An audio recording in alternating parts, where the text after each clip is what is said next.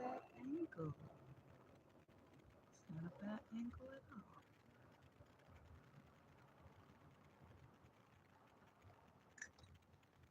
I can deal with that.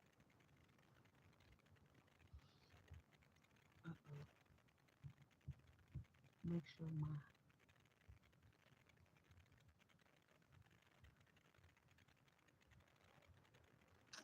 yeah, I can deal with that. Great rising, great afternoon, great evening, whatever time of day it is that you happen to see this on the replay. It is morning as I record this live, and it is Friday Junior. So happy Friday Junior.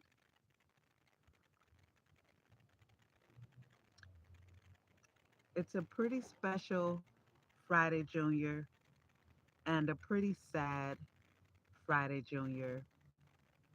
I'm going to try to get through this without any emotion, without any tears. It's just a quick story time that I want to share. It's very, very personal. I'm really not sure how much detail I will go into, um, but I just want to share a bit more about myself and my life. And enough of the intro because I feel the emotion coming on already. But anyway, today, July 18th, Shalanda, just get it out. Breathe. Okay, let me breathe. I don't know why I'm doing this. I don't know why I'm doing this.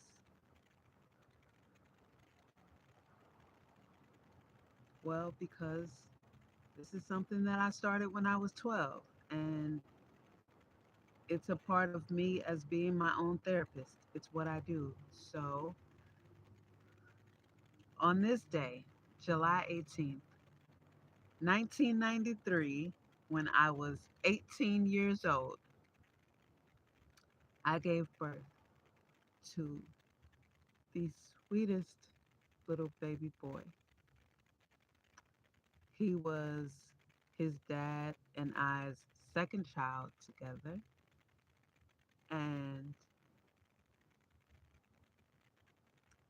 I knew it was a boy. I knew the gender of both of my children when I was pregnant. We actually chose not to be told what the genders were, but I knew what the genders of with certainty. I knew what both of my children were when I was pregnant.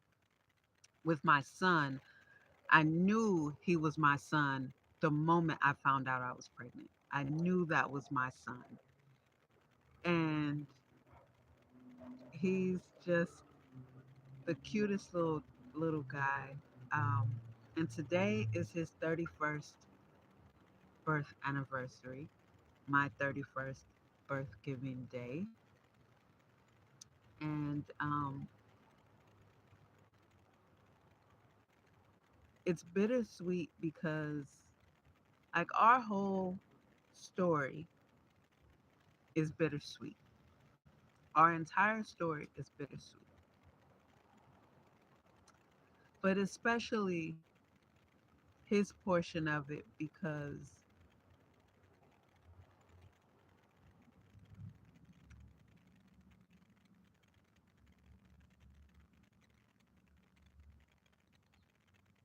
God knows best. It's just all really unfortunate. I haven't talked to my son in, I think it's been almost a year now. And before that, I hadn't talked to him in maybe a few months. And before that, I hadn't talked to him in a couple of years. And the last time I talked to him, I, I do love the last words that I shared with him and spoke life into him. But the last time I talked to him, I had to let him know that we all have to suffer during this moment based on his choices, and he cannot have access to me. as well I cannot have access to him. You know, it's something I told my children when they were teenagers, that not all of their choices only affect them. And just to go back and bring you into what I'm speaking about, um, after the teenage years. Now my kids never listened to any words of wisdom that I shared with them. Um, our family was broken up by their dad and his family, all out of spite when my kids were young.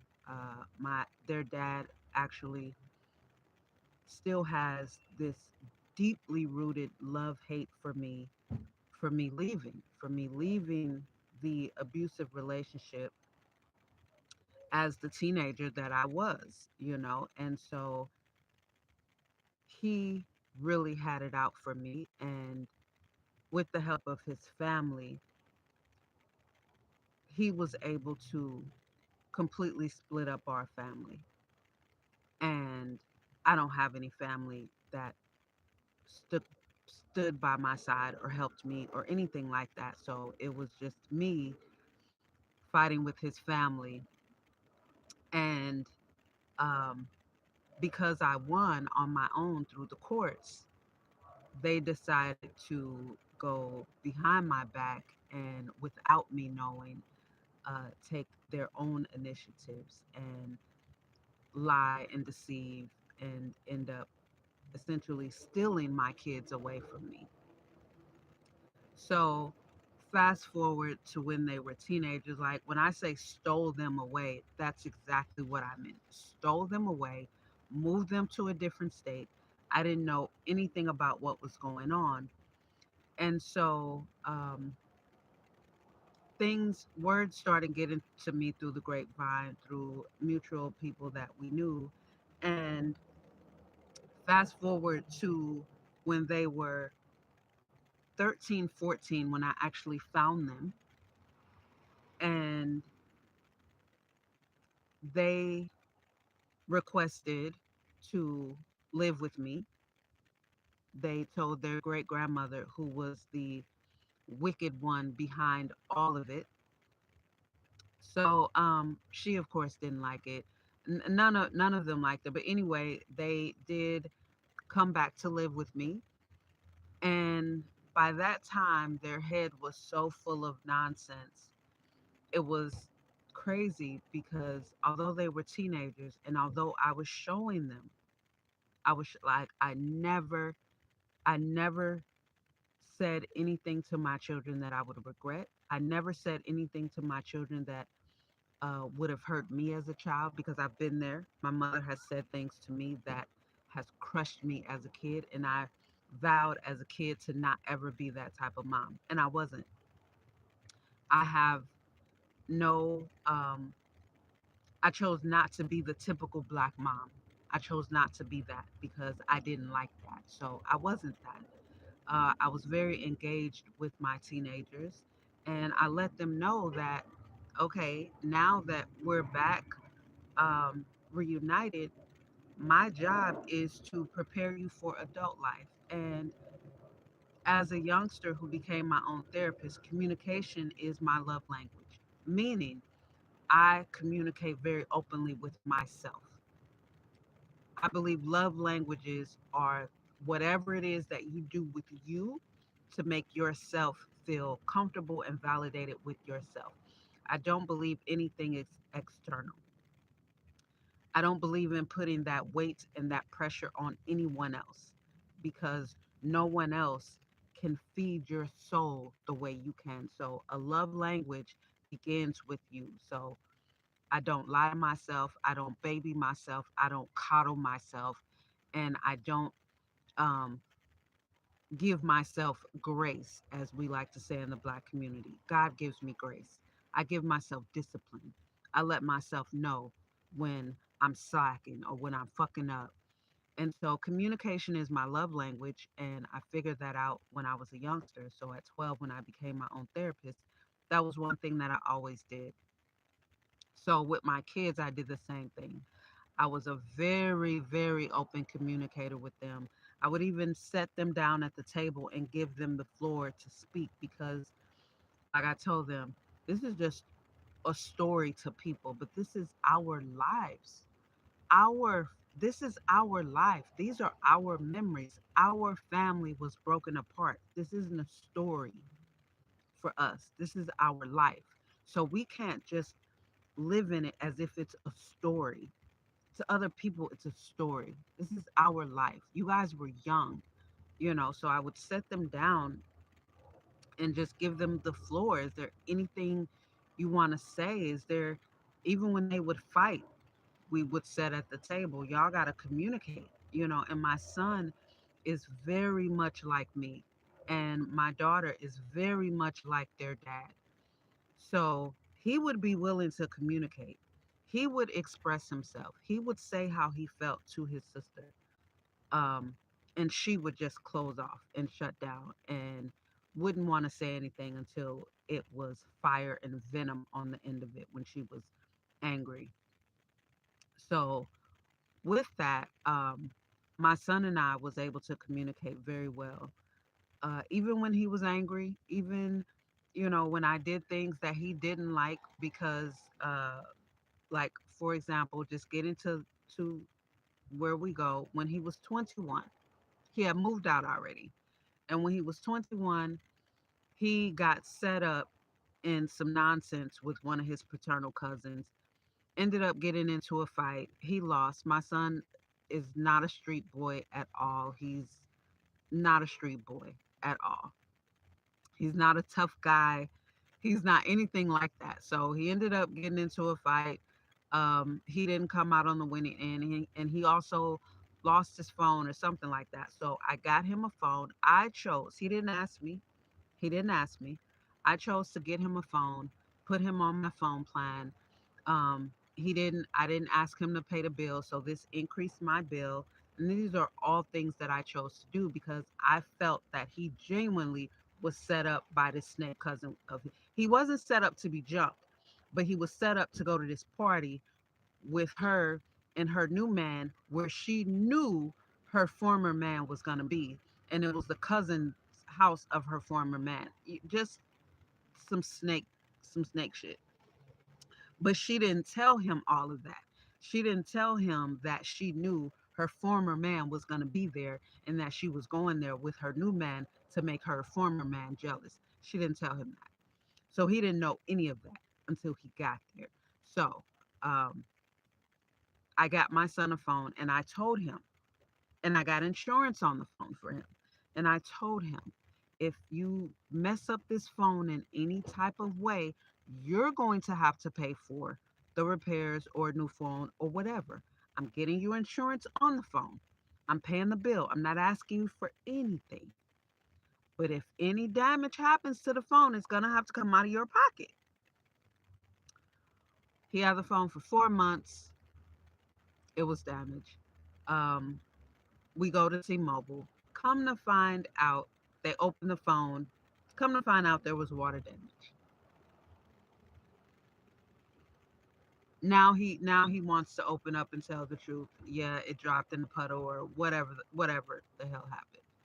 So they didn't they couldn't just repair it for free because his first story was, I don't know, something, and he would have been able to swap it out for free because it was insurance or whatever the case.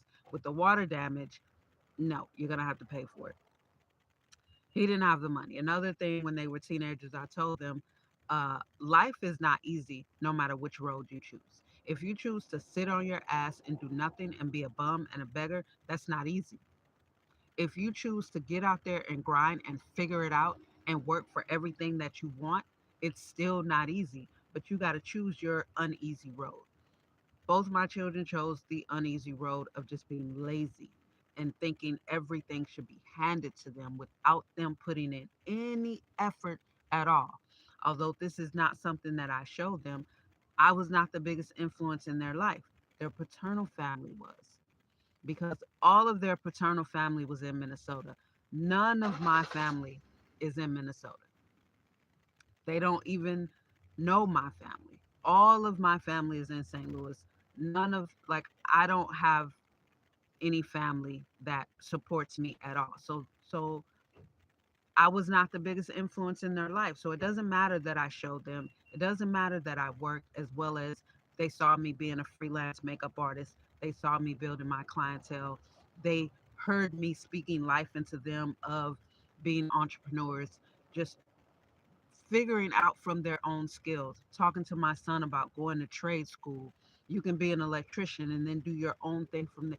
They've, but that was not an influence to them. The influence was all of their paternal family just did nothing with their lives and just hung out all day and smoked and just kicked it all day.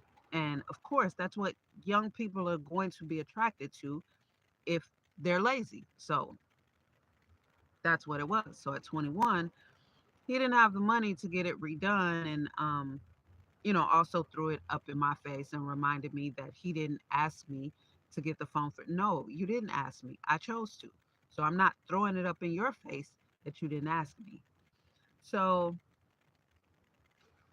stuff like that went on. He ended up keeping a phone. I don't know what happened to it. I think he ended up getting another phone. I don't know. And at this time, we were still friends on Facebook. Sometimes they would delete me and re-add me or whatever.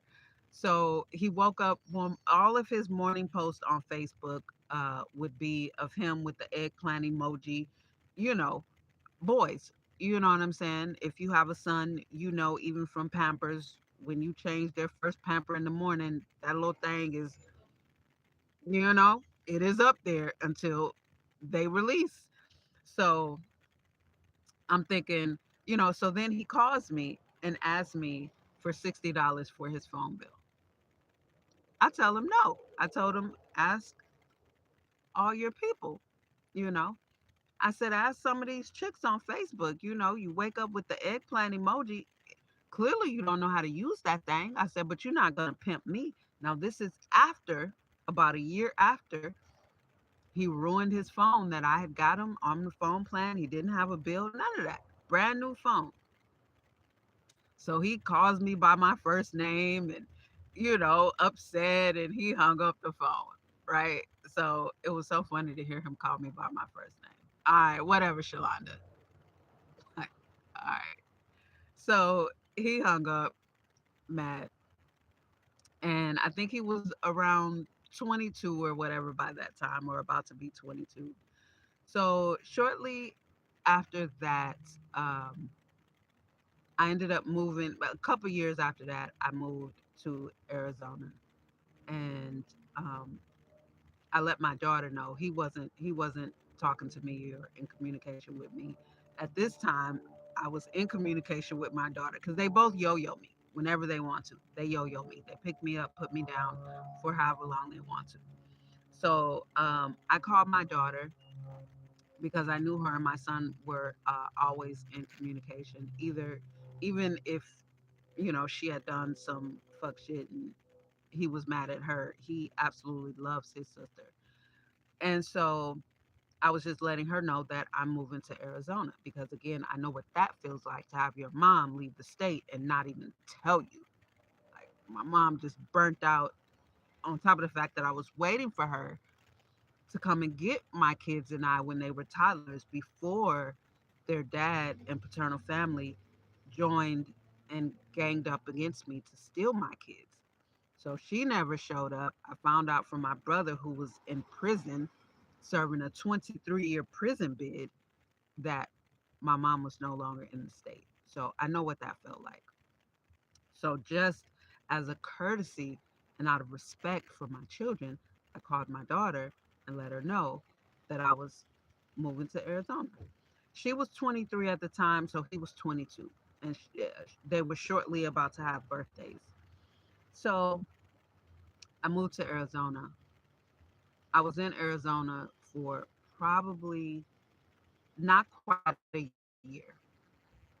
And I get a phone call from their dad saying that my son got himself in a situation, a bad situation. Um, and my daughter and her dad started, once they told me, which I'll let you guys know. But once they told me, they started blaming the victim. I immediately, I immediately stopped them mid sentence. No, you're not about to do that. And what y'all just told me, no, you're not about to do that. You're not about to do that. You're not about to do that. This is not what we're doing right here. We're not about to blame the victim. This is not what we're doing right here. And you just told me. So then I read the story for myself. And as the story goes, my son was in St. Paul, Minnesota, driving down the street, whatever street. He sees a car, let's say he's going east. He see a car going west, and it was someone driving who owed him money. My son made a U-turn. So this is where you are 100% guilty. Whatever happens after this, you are 100% guilty. 1000% guilty. I'm not that black mom that goes against scripture. Thou shalt not kill. You make a U-turn for somebody that owes you a couple of dollars. A couple of dollars. I know it was only a couple of dollars. My son is not that guy. He's not that guy. Nobody, like I said to him, nobody owed you $20,000, $50,000. This person owed you a couple of dollars. You see that he has a passenger. You decide to make a U-turn, a whole U-turn. You change your whole itinerary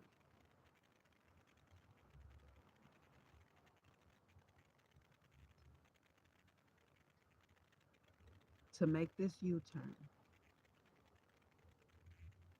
to catch up to the car, fire off some shots, and the 17-year-old passenger is the one that you hit and never got to see her 18th birthday. Her parents had to then start planning a funeral instead of a graduation. Her parents will never have the luxury to ever hear her voice again, to see her face again, to hug her again. They will never have an opportunity to be a grandmother, a grandfather to her child.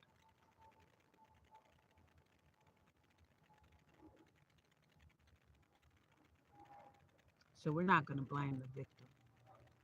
We're not going to blame the victim. We're not about to do that.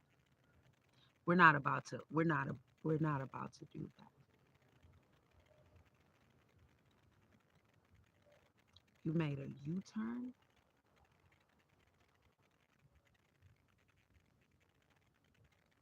So I cannot stand behind that. I cannot stand, I'm not that black mom. I'm not that black mama because prison can be avoided. I don't even like them lyrics, that T.I. lyric. Any rapper's lyrics that say, I'd rather be judged by 12 than carried by 6. Death is inevitable. Prison you can avoid. So you'd rather go to prison for some dumb shit.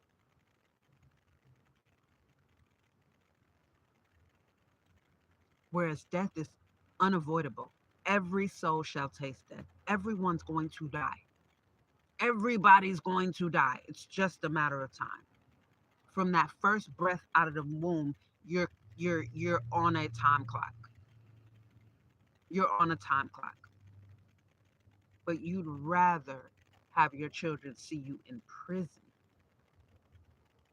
for some dumb shit, for taking someone else's child's life. You'd rather have that. You'd rather be a murderer. Thou shalt not kill. That was not self-defense. That was not protecting yourself. That was not protecting your property, your loved ones. That was a complete offense. And like I told my son the last time we spoke, when he said, I forgive you, I said, that's great and all, but you have to forgive yourself. You have to forgive yourself.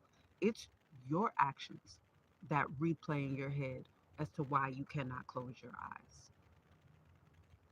It's the things that you've done in your life that prevent you from sitting still and quiet.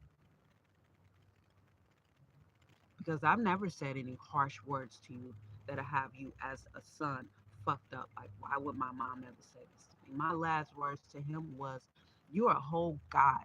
You're a king. Stop acting like a peasant. You have to start thinking. You're going to have to change completely from that man that used to think like that. That boy at 24, you're going to have to completely change your whole thought process. Stop thinking like a peasant. But you cannot have access to me. We all have to suffer. We all have to suffer. You can't take this life from this family and think that we can have access to one another. I have to lose my son for all these years that you're going to be in here. You have to lose your mom. You thought you was able to just yo-yo. You can't. You have to experience what they are experiencing. I have to experience what they are experiencing. And the difference is,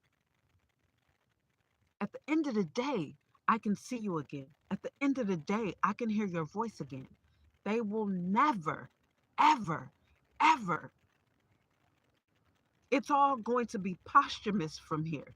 They're her 18th birthday, her 19th, her 21st birthday. Everything is just posthumous from here. Every moment is a traumatic memory for them. Every moment. And you think that I'm that black mama, like my mama was, that can just do the time with you and just, I can't. I can't. I can't. I have to lose you. We have to experience just a portion of what her parents are going through. We have to we have to know just a little bit of what that feels like. And it's probably more damaging because we are alive. And to know that your mom is alive and not writing you, I'm sure he feels extremely alone and abandoned. I'm sure. I know it. I know it. I know it. But at the end of the day, I'll be able to talk to him again. And I got to tell him that before this, that you cannot have access to me.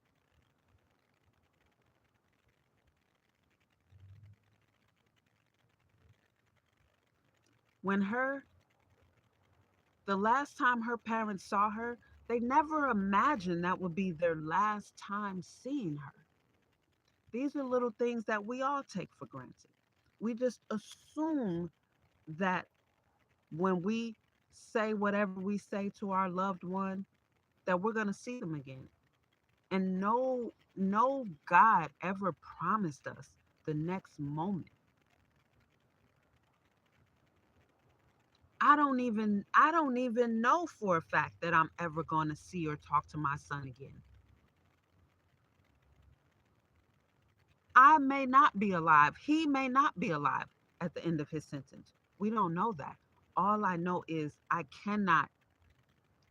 we cannot have access to one another. I cannot condone what you did after making that U-turn. I mean, it was all over the Minnesota papers, and I talked to my kids when they were teens and young adults about the decisions they make.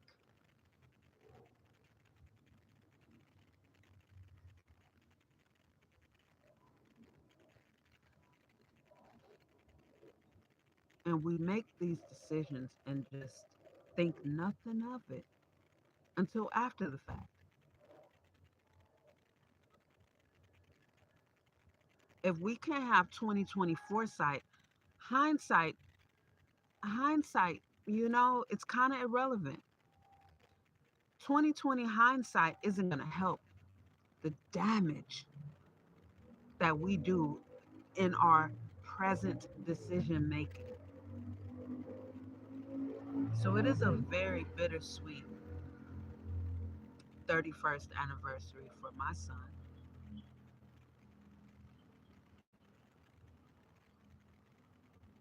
And as a mother who had human lives growing inside my womb,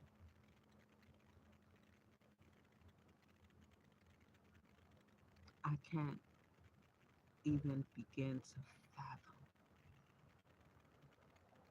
what this woman is going through. I I can't I've never lost a child. I haven't even lost a parent yet. I can't even fathom what she's going through. I just know I have to simulate it. I have to simulate it. That's all I know. And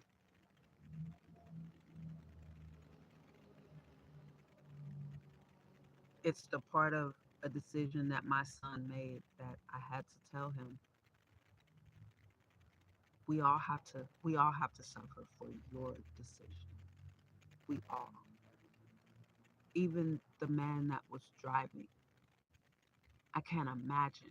I was thinking about him just the other day. What that would be like. Bullets ringing in the car that you're driving and the young woman that you're with in the passenger seat. Imagine, imagine what that must feel like.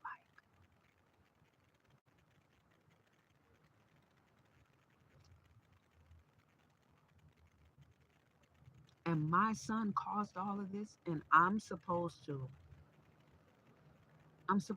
what? I'm supposed to do what? I'm supposed to do what? Be your ride or die mom? Write you and comfort you? Who are comforting these people? Who's comforting these people? Can they even be comforted? Can a parent be comforted? It's something altogether different. People say, "Oh, fuck cancer" and all these different things. You go from not having any criminal record. You've never even been locked up. You've never been to jail. You've never even had handcuffs on you. To now you a thug? You a thug? You a gangster?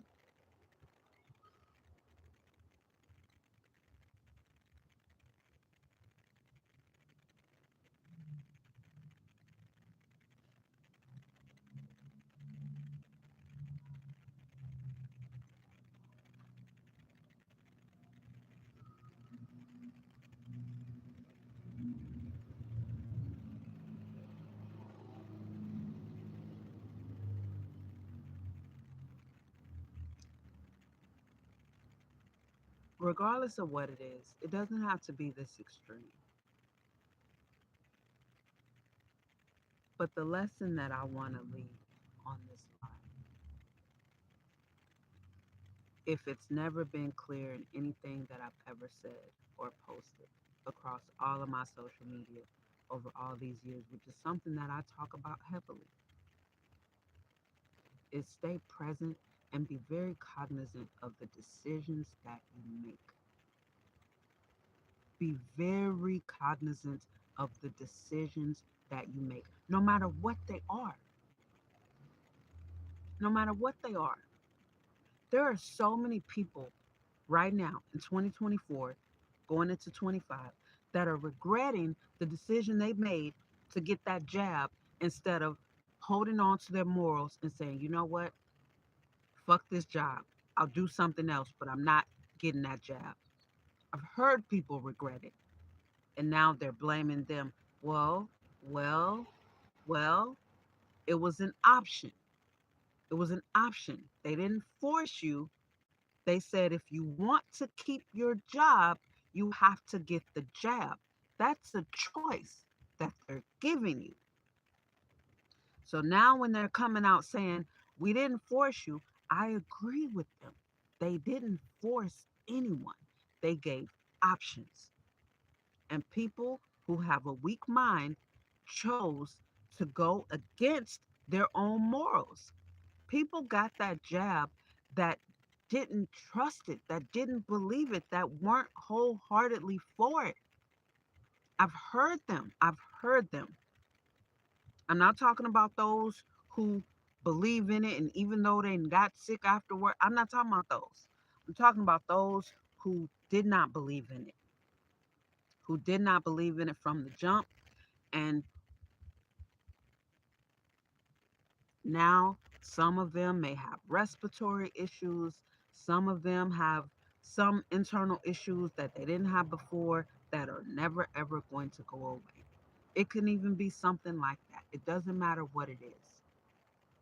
And know that before you say something harsh to a loved one, no matter what type of loved one it is, best friend, a spouse, a child, a parent, or whoever, a coworker that you're really friendly with, whoever, think about every word that is about to come out of your mouth before you say it. We always hear think before you speak. Think as you're speaking before you say each word. You need to quickly play it through your mind. And if you wouldn't want that said to you, if you wouldn't accept it after the anger has settled, don't say it because you don't know when you or that person walk out of that door if you're going to see him again. And baby, sometimes it's just too late for sorry. It's just too late for sorry. I apologize. Don't fix the fact that this person will replay them words. They can't unhear it. They can't unhear the hurtful things that you said to them, which is why I deliberately never, from birth to now, never said anything to my children that they can replay in their head and be like, what the but I can't say the same for them. But that's okay. I can handle it. I can handle it. It was tough for me to hear them words from my mom. But my kids saying some of the things that they said to me that had me barely able to go over 40 miles per hour on the highway, it cut so deep. It's okay. It's okay. I can handle it. But they couldn't handle me saying words to them so sharp that you would never want to hear your mother say to you. And I've never done that to anybody, not even my ex husband. And I wouldn't piss on him if he was on fire in front of me. I literally would not squat over him and piss to put any portion of the fire out because God knows best. I'm not in that. But I'm not going to say anything ill. I don't speak ill about him. I didn't speak ill about my kid's dad. So just think before you speak. Think before you act. Because I apologize and I'm sorry can't undo the damage that has already been done by your words and your actions. And words can break people. They absolutely. Life and death. Life and death is in the tongue. Absolutely it is. Absolutely, it is. Your bones can heal. Yeah, sticks and stones can break your bones and they can heal. But you can say something so fatal to someone that they just cannot heal beyond those words. They cannot come back from the replay of hearing you. And then it comes with an expression. So they're going to see the facial expression that you had while you said these words that cut so deep, while you did something that they never thought you would do to. They never thought you would do this. They would have bet their life that you, of all people, would not have done this. So the decisions you make can absolutely affect more than just you. Just be aware of that. Be aware of that as you go through your days. Even making decisions that you think are protecting people, if it's keeping them in danger and around chaos and trauma, that's not a good decision. That's not a good decision. If you're staying in a chaotic environment, a tumultuous environment with children in that environment, and you think you're staying there for your own comfort, you're doing damage to these children. It would be better to remove them from this tumultuous, chaotic situation for the sake of their mental health, for the sake of their physical health, than to keep them in this poisonous environment, because all it's doing is acclimating them so that they become adults that are now dependent on being in this environment. We've all experienced toxic adults that are so accustomed to toxic environments that when they get around something healthy or get into a healthy relationship or situation or environment, they're going to do everything they can to put the poison in it because it's what they're accustomed to. It's absolutely what I've even talked to adults that say this is why they sabotage. They're not used to it. So they're going to sabotage it. And as I'm counseling them, as I'm talking to them and getting them to open their mind to how you have been poisoned your entire life, and now you think this poison is okay because it's always come and been fed to you by familiar people, whereas unfamiliar people who are giving you clean water and trying to flush you clean, you take that as being unhealthy because they're strangers, they're unfamiliar.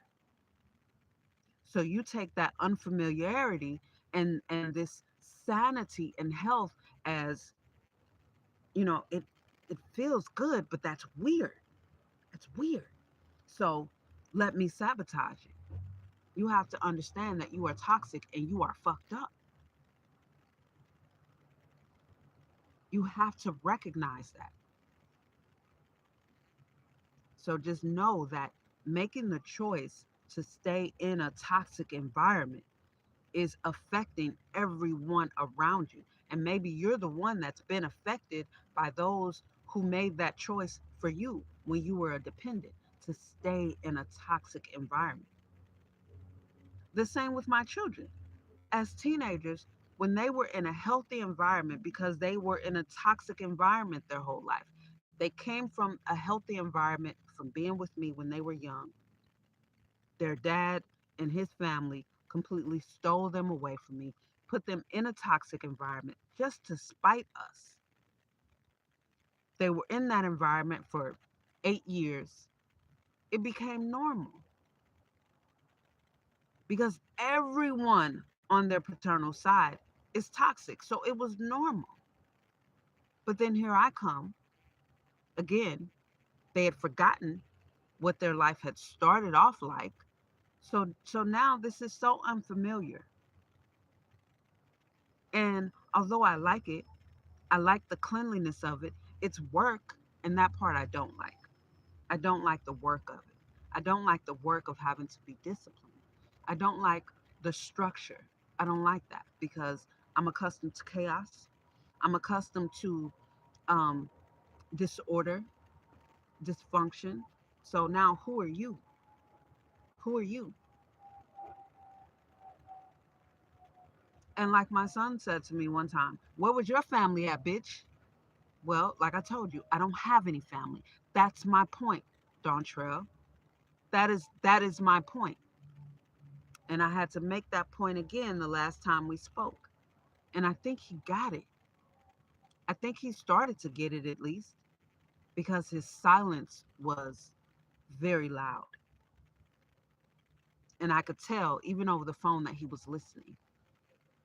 I could tell that he was listening. I could tell that he was hearing what I was saying and that he was feeling it because now you have something to compare it to. So at the end of the day, I know this day is not easy for him. I know no day is easy, but I know his birth anniversaries are really, really tough. I know every day is tough. Every day that he doesn't get a letter from me, I know it's crushing.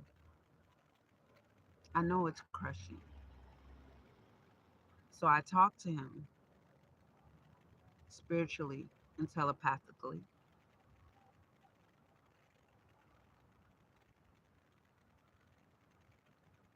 because that's all I can do. It's all I can do. That's all I can do.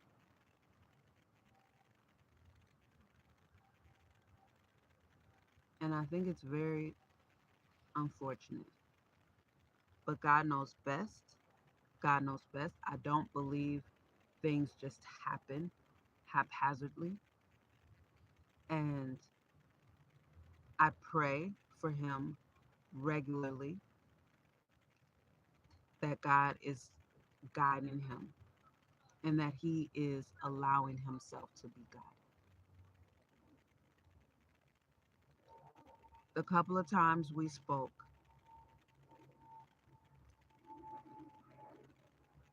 the only thing I would ask him is, how is your mind? Are you being still and quiet? Because your body can physically be locked up, can be restrained, but your mind cannot. And he said to me, no,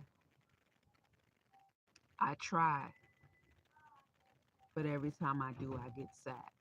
And that's why I said to him, you forgiving me? Okay, yeah, that's great. If that makes you feel good. I said, but you got to forgive yourself. I talked to my kids about forgiveness when they were still at home. You have to forgive yourself. I had to forgive myself in my 20s. I had to forgive myself. It's one thing to forgive my mom, but I had to forgive myself for my anger. I had to forgive myself for my rage. Forgiving my mom wasn't going to do anything. I got to forgive myself because I'm the one that has this anger and rage. I'm the one that feels hurt and betrayed. What is forgiving her going to do? Forgiving myself is going to help me to see that she was just doing the best that she could. That's what forgiving myself is going to do. Forgiving her isn't going to do any. I don't even think that's real. If I'm being honest, I don't even think that's real. I had to forgive myself for everything that I had experienced, from being molested by my brother to everything in between, being abandoned by my mom, being handcuffed by my mom and whooped, everything, everything. It was only when I forgave myself that my heart felt clear and that I could actually listen to my heart and that I could get to the point to where I can talk to my heart and ask my heart actual questions and sit still and listen for my heart to answer me. Just like scripture says, consult with your own heart in privacy. That's real. You really have to ask your heart questions. You really have to talk to your heart. Your mind will betray you just to keep you from going through pain that you need to grow through. Your heart is going to be honest with you. Your heart is going to let you know what happened. This is what you didn't know behind that situation. It's like your heart will give you the behind the scenes. Your heart will tell you this is what was going on that you didn't know. You know, you got out of this situation, but this is what was happening behind the scenes. This is actually what you escaped. This is actually what you avoided. So forgiving me, okay, but that's not going to help you. That's not going to help you because I wasn't anywhere around when you were making all of the choices that you made in your life. I wasn't there when you were leaving my house at 16 to go to school, but you weren't going to school. You were going to your paternal cousin's house and going back to sleep and smoking weed all day. I wasn't there. That wasn't my decision. I didn't force you to do that. It wasn't I'm not the one that said some of the things to you that you said to me. I wasn't the one that made the U-turn. Forgiving me isn't going to save your soul. Forgiving yourself, changing your ways 180 degrees from how you used to think. That's what's going to help you. If forgiving me will help you get closer to being still and quiet and being able to forgive yourself, then that's a great bridge to cross. But you got to forgive yourself because it's your actions as to why you say when you close your eyes you get sad. So then you try not to close your eyes. You avoid being quiet and alone. Why do you avoid these things? I'm sure not having me around to help be a distraction, but I wouldn't be a distraction. I would be a reminder because I'm going to remind you you got to be still and quiet because you got to heal through this. You're going to have to forgive yourself at some point. You're going to have to repent. Repent isn't forgiveness. Repenting is completely change, do away with the old man. Be renewed by the changing of your mind. You got to think differently. You got to get rid of whoever that dude was that made that U-turn. You got to get rid of whoever that boy and that young man was that holds all this bitterness. You have to kill him. You have to kill him. He has to die in order for you to be reborn and see life differently, see yourself differently. When I told him you're a God, you're a king, you have to think like that. Because right now you're moving like a peasant. You're thinking like a peasant. You're speaking like a peasant. So, of course, your actions are going to be that of a peasant.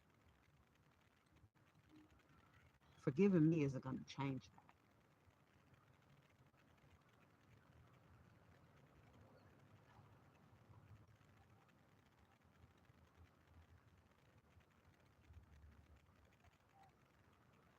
His first birthday, and I don't think he was in prison yet. I think he was still waiting. He was still in jail, waiting to be sentenced or waiting for court. But his 21st, his 24th birth anniversary, because this all happened right before he turned 24, which is an age this young girl will never get to see in the flesh.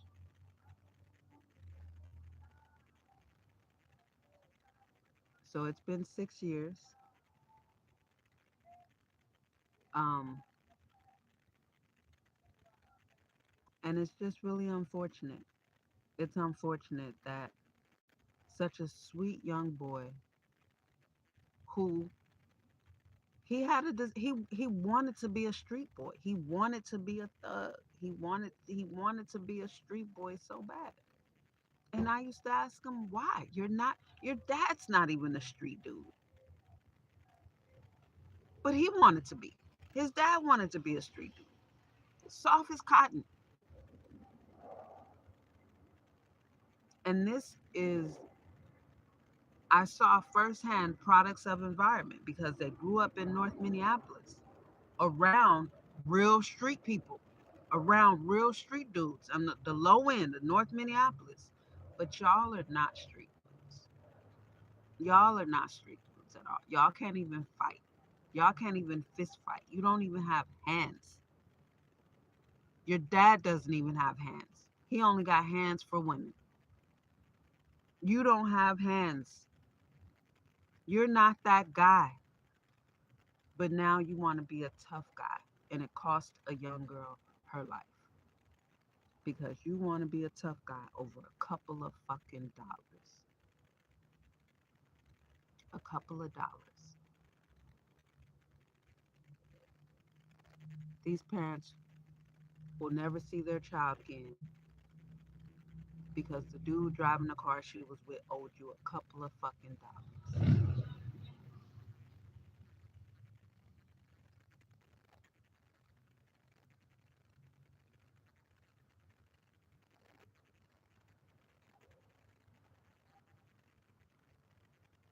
And apparently, he was scheduled to be at work and he called off.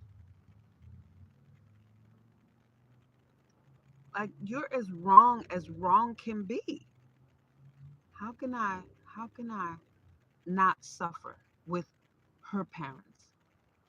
As a parent, how can I not suffer with her parents when you were as wrong as wrong? How come you didn't just take your ass to work? Why weren't you just at work?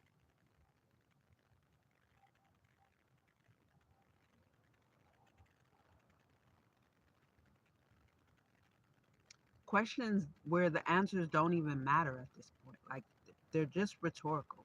The answers don't even matter. It doesn't even matter why you weren't at work. It doesn't matter why you made a U-turn. It doesn't even matter how many few little dollars he owed you. None of that matters. What matters is you need to realize that we cannot have access to one another. I can't do this bid with you. I cannot write you. I cannot send you a JPay letter. I have to simulate what her parents are going through because I'm a parent. I'm a parent. So I have to simulate that. And I have to, which I do on a regular basis. I can't cry. And even if I feel emotional, I have to tell myself, you can't cry for your son. He did this. You can't cry for him. You can't cry for yourself. What are you crying for? What do you feel sad for? But I allow myself to feel emotion for her parents because that makes me sad. That makes me sad. But I can't woe is my son. I can't woe is me, my son. I can't do that. How dare I? How dare I? I can't. And this is how I feel. I don't concern myself with who may agree or disagree. I can't put any energy into that. But I allow myself to feel for her parents because I can't imagine what that must feel like. I don't even pray that they forgive my son. I can't ask for that. I don't know what that would feel like. I can't ask for that. I mean, that's all for them. I have no say so in that. I have no say so in that at all.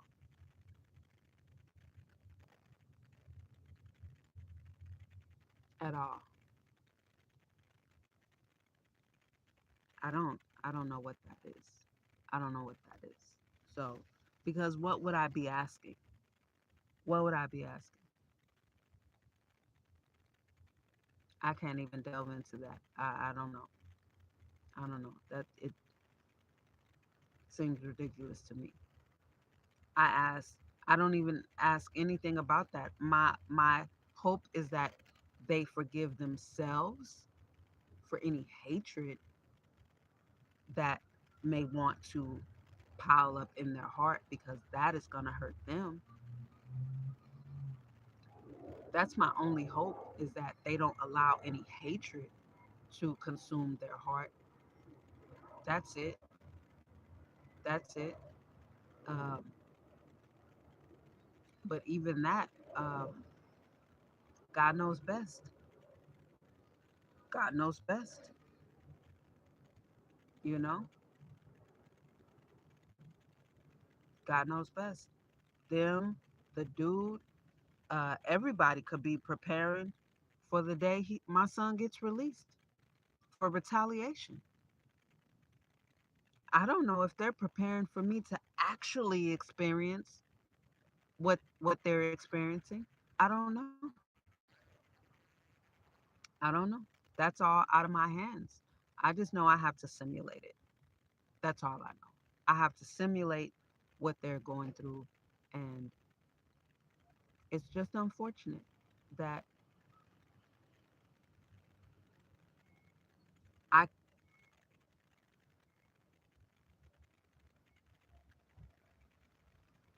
I used to say to my kids, I don't know why this happened. I don't know why our family was broken up, but I've always I was a young mom. I was a teenager, and I was a young mom when their dad started working with his family. And I'm just like, I spent years crying over my kids, looking for them, not knowing where they were in the United States. And it's just one thing I never did was I never blamed God. That's just never been me. That's never been me. I just prayed that I hope to find out why this happened to us. Because there's a reason. There's a reason. And like I told my kids as teenagers and even as young adults, we have to learn to get past things that happened in our past and stay present. There's so much of me as their mom that they missed out on. And I even said this, I'm like, y'all have a dope ass mom as teenagers. But because you're still harboring and believing lies and harboring this unwarranted anger, because I'm not showing you anything of the lies that you were told when y'all were being hidden from me. Y'all aren't seeing any of that from me. So my actions in your face, in your present, isn't enough to speak louder than the lies of the words that I'm actually dispelling. And that's unfortunate, you know? Um, but I believe they chose me for a reason. That's how I believe, because I know the sperm is a living cell, is a living organism. And from what we were taught in junior high school, the sperm is what swims. It swims through that canal, thousands of them, and one of them is trying to be the one to fertilize that egg. The same way I say I chose my mother. I was the sperm cell that chose her. I could have died off. I could have stopped swimming. I could have, but it was a race, and I wanted her. I didn't want any of the other women. I didn't want any of my dad's kids' other moms. I wanted my mom. And at the end of the day, I've said many times, she's the only one that could have given me what she gave me. Yeah, it was rough, tough, bittersweet. She didn't want any girls. I had a very, very harsh upbringing, but the level of discipline um, and structure that she molded me into, I wouldn't trade that for anything. I wouldn't trade it for anything. I wouldn't trade my mom for any other mom at all. I wouldn't trade her for any other mom.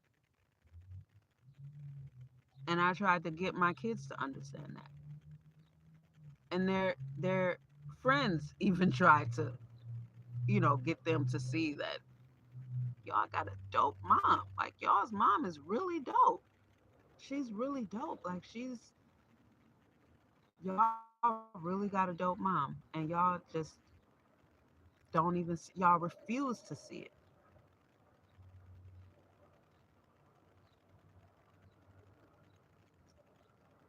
But I just hope that maybe one day they will have forgiven themselves enough to where at some point I'll be able to have my kids. At some point, even if it's when they're 40, I'll be grateful for that. Even when they're 40, I'll be grateful to just be able to have them hug me and feel that they love me.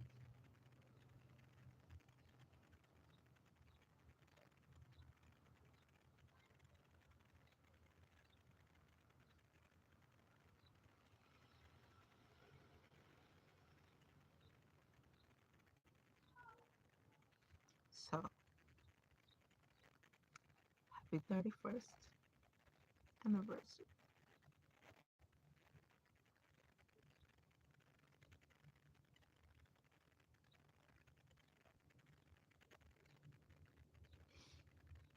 Thanks for listening, y'all.